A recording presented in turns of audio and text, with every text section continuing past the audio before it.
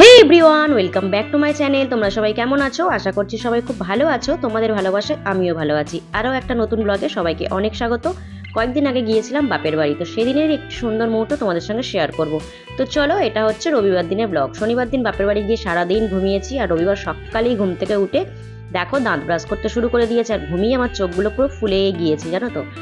আর দেখো বাবার উঠে দেখছি সমস্ত কাজকর্ম হয়ে গিয়েছে, তারপর ব্রাশ ট্রাশ করে এদিক ওদিক থেকে একটু টোটো করে ঘুরে এসে এখানে চা খেতে বসেছি। আর বাড়িতে কি বলতো, সবসময় নিজেই চা করে খাই, তো কেউ যখন একটু চা করে দেয় বেশ ভালোই লাগে।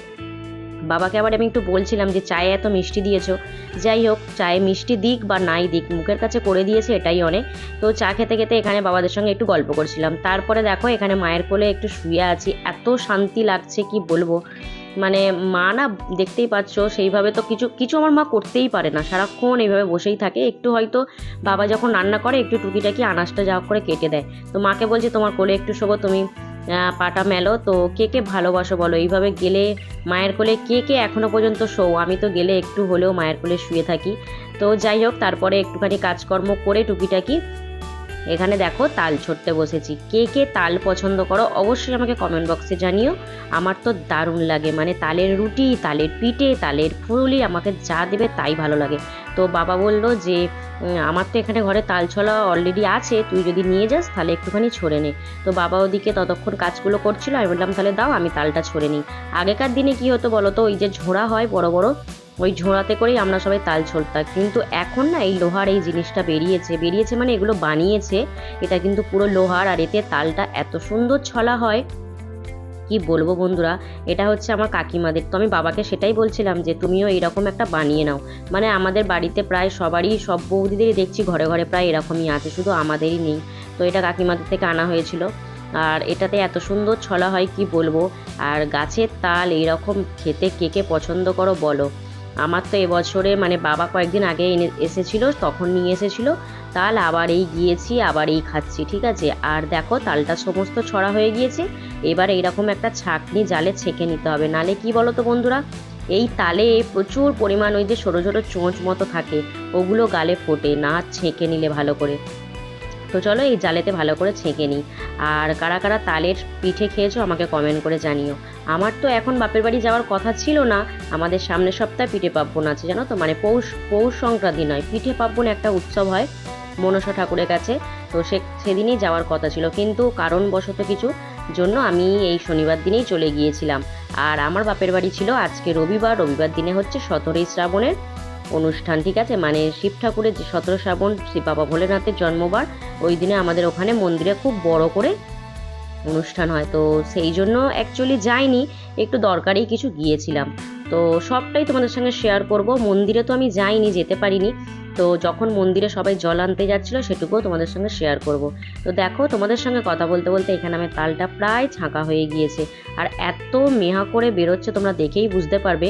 এই রকম না হলে কিন্তু তালের ফুরুলি বলো বা তালের পিঠে বলো, তালের রুটি বলো, খেতে পারবে না, ওই যে চোঁচগুলো যদি গালে ফোটে। তোমাদের লাস্টে আমি দেখাচ্ছি যে কতটা পরিমাণ ওর ভিতরে থাকে জিনিসটা, যদি না মানে ছাঁচা হয় তো কতটা ভিতরে জিনিসটা থাকে। আর যে সমস্ত বন্ধুরা আমার ভিডিওটি এখনো পর্যন্ত ধৈর্য সহকারে দেখছো, তাদের জন্য অসংখ্য অসংখ্য ভালোবাসা। নতুন বন্ধু হয়ে থাকলে চ্যানেলটা একটু সাবস্ক্রাইব করে দিয়ে আমার পাশে থেকো, আর পাশে থাকা বেল আইকনটি অবশ্যই ক্লিক করতে কিন্তু তোমরা ভুলো না। তো দেখো তোমাদের সঙ্গে কথা বলতে বলতে পুরো তালটা আমার ছলা হয়ে গিয়েছে। এই দেখো এই জিনিসটা থাকে, এটা না ছলে নিলে কিন্তু খুব অসুবিধা হয়। তো যাই হোক, সমস্ত কাজ মোটামুটি হয়ে গিয়েছে। তো আমাদের ছোনা বাবু এসেছে। না না, চশমাটা পড়ো, চশমাটা। আমার বাবা ভ্যাবো কিনেছে ফোন। ভ্যাবো? ভ্যাবো ফোন। তোমরা শোনো কি বলছে ভ্যাবো ফোন। ভ্যাবো ফোনটা কি তোমরা কি জানো? ভ্যাবো ফোন বাবা, এটা তো নতুন মনে হচ্ছে মার্কেটে এসেছে, তাই? তো যেটা কিনেছো হ্যাঁ। এটাই লেখা আছে ভ্যাবো। ও আচ্ছা, ভ্যাবো ফোন। বন্ধুরা নতুন একটা মার্কেটে ফোন এসছে, বলছে ভ্যাবো ফোন, আপনারা যত তাড়াতাড়ি পারেন কিনে নিন। কত পড়লো শোনো?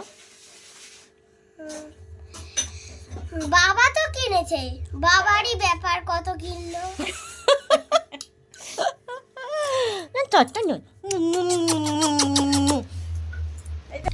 ওখানে তো দেখলে আমার বোনপোর মানে কথাবার্তাগুলো এত পাকা বুড়ো কি বলবো। আর এখানে দেখো আমার বোনজি এসেছে, আমার বন্দি এসেছে সেই কাকদ্বীপ থেকেও, কিন্তু একাই এসেছে। যাই হোক কলেজে পড়ছে, এখন বড় হয়ে গিয়েছে, এখন আসতে মোটামুটি পারে, আর কোনো অসুবিধা হয় না। আগে কিন্তু খুব যখন একা একা কোনোদিনই আসতো না, এই 2-3 বার বোধহয় একা একা এলো। তো যাই হোক, তারপরে ওখানে কাজ টাজগুলো একটু সব বাবাও করছিল। আমি বললাম দাও আমি এখানে একটু আলুর দমটা বসাই, কারণ আজকে 17ই শ্রাবণ, আমাদের মানে পুরো আমাদের পাড়াটাই ধরো আজকে সবাই নিরামিষ খাবে। তো সেই জন্য হবে হয়তো লুচি, আলুর দম, ছোলার ডাল, সিমুই, বাবা বললো এইসবই হবে। তো দেখো এখানে আলুর দমটা বসিয়ে দিয়েছি, আর ঢাকা দিয়ে ওদিকে আমার বোন আমাকে ডাকছিল, মানে আমার কাকার মেয়ে, ও এসেছে। তো ভাবলাম ওর কাছ থেকে একটু আইব্রোটা করে নিই। দেখো আইব্রো তো আমি কলকাতায় এখানে করি, এবারে আমার হয়তো করার দরকার ছিল না, বাট ও যেহেতু এসেছে তো বললো দাও দে দিদি আমি তোকে করে দিই। তো আমি বললাম ঠিক আছে করেই নিই, যাই হোক কিছু টাকা অন্তত সেভ হবে, না করলেও চলতো, অসুবিধা নেই। আর ওই যেটা ভুরু প্লাক করছে ওটা হচ্ছে আমার বোন, মানে আমার কাকার মেয়ে। আর এইদিকে যেটা দাঁড়িয়ে আছে লাল নাইটি পরে, ওটা হচ্ছে আমার ভাইজি, মানে কুট্টোতো জাট্টোতো যে ভাইজিগুলো হয় সব ভাইজি। আর ব্যাক ক্যামেরায় ছিল আমার বোনজি, ঠিক আছে। তো যাই হোক, এরকম বাপের বাড়ি গেলে না, মানে আমার রান্না বান্না করবো কি এদিক ওদিক ঘুরতে ঘুরতে আমার সারাক্ষণ টাইমটা চলে যায়, বুঝেছো তো বন্ধুরা। হচ্ছে সবাই একবার জোরসে বলে দে হ্যাঁ চলো। তো তারপরে দেখো এখানে হচ্ছে কি সবাই মিলে বেরিয়েছে 17ই শ্রাবণের, আজকে সবাই জল আনতে যাবে। তো চলো সবটা তোমাদের সঙ্গে শেয়ার করব। এটাও আমার একটা ভাইজি, এর নাম হচ্ছে কোয়েল। তো আর ওটা তো পিছনে আমার বোনজি, আর ওইটা আমার ভাই, আর সামনে ওই দেখো আমার কাকা, সবাই মিলে। তো চলো তোমাদেরকে একটু দেখাই। মানে হচ্ছে এখানেও আমাদের যে মন্দির আছে, এখানে হচ্ছে সবাই মিলে পুরো পাড়া পুরো গ্রাম মিলে সবাই মিলে জল আনতে যাচ্ছে। ওই নদী থেকে জল নিয়ে এসে ঢালবে হচ্ছে ভোলে বাবার মাথায়। তো গানটা এখানে এত জোরে জোরে বাজছে যে তোমাদের সঙ্গে আমি মানে মানে শেয়ার করতে পারলাম না, কারণ বক্স খুব জোরে বক্স বাজে, তোমরা দেখতেই পাচ্ছ। আর এই যে এত উঁচু বক্স নিয়ে যাচ্ছে, মানে এদের এই যে বেরিয়েছে কিন্তু তখন প্রায় 12টা 12:30 হবে, আর ওরা জল নিয়ে এসেছে তখন প্রায় সন্ধ্যে 7টা। চিন্তা করতে পারছো, আমি যে তোমাদের রিটার্নটা দেখাবো সেটা দেখাতে পারলাম না, মানে প্রায় সন্ধ্যা হয়ে গিয়েছে। এত এই যে গাছপালা ভর্তি, তারপরে ইলেকট্রিকের তার, মানে গ্রামের দিকে তোমরা বুঝতেই পারছো কীভাবে এদিক ওদিক ইলেকট্রিকের তার হয়ে থাকে। তো সেইগুলো বাঁচিয়ে, গাছগুলো বাঁচিয়ে এইভাবে যেতে যেতেই ওদের সারাক্ষণ মানে টাইম চলে গিয়েছে। আর বুরুল নদী কে কে চেনো আমাকে অবশ্যই কমেন্ট বক্সে জানিও। আমার বাপের বাড়ি থেকে বুরুল নদী একদম একটুখানি। বুরুলে তো আমি যেতে পারিনি, মানে আমি যাইনি, মন্দিরেও যাইনি, বুরুল নদীর ধারেও যাইনি, কিন্তু আমার বোনজিরা সবাই গিয়েছিল, ওরা কিছু একটু ভিডিও তুলে নিয়ে এসেছে, সেটাই তোমাদের সঙ্গে শেয়ার করব। তো দেখো এইগুলো হচ্ছে আমাদের পাড়ার সব দাদা বৌদিরা সব কুর্তোতে জাটতো। তো সেটুকুই তোমাদেরকে একটু দেখাচ্ছি। 17ই শ্রাবণ কে কে পালন করো আমাকে একটু অবশ্যই জানিও। আমার বাপের বাড়ি প্রত্যেক বছর 17ই শ্রাবণ এরকম অনুষ্ঠান হয়। বিয়ের আগে প্রচুর গিয়েছি, বিয়ের পরেও আমি গিয়েছি এরকম মানে কাঁধে করে বাঘ নিয়ে জল আনতে, কিন্তু এখন আর সত্যি যাওয়া হয়ে ওঠে না। আর যদি বলো তুমি গিয়েছো তাহলে যাওনি কেন? আমি যাইনি কারণ দেখো আমার শাশুড়ি মা মারা গিয়েছেন 1 বছর এখনো হয়নি, সেই জন্য আমি যেতে পারিনি। 1 বছর হয়ে গেলে আমি অবশ্যই কোনো মন্দিরে বা সব জায়গায় উঠবো। এখন 1 বছর না হলে আমি আপাতত কোথাও যাচ্ছি না। তো দেখো এখানে বুরুল নদীটা তোমাদের সঙ্গে একটু শেয়ার করি। এটা কিন্তু আমি যাইনি, আমার বোনজি একটু ভিডিও তুলে এনেছিল, ওরা গিয়েছিল যেহেতু। আর এইখানে হচ্ছে নদীতে সবাই স্নান করবে, স্নান করে সবাই জল তুলে নিয়ে আসবে। এখান থেকে জল তুলে নিয়ে গিয়ে তারপর আমাদের ওখানে গ্রামের যে ভোলে বাবার মন্দির আছে ওখানে সবাই জল ঢালবে।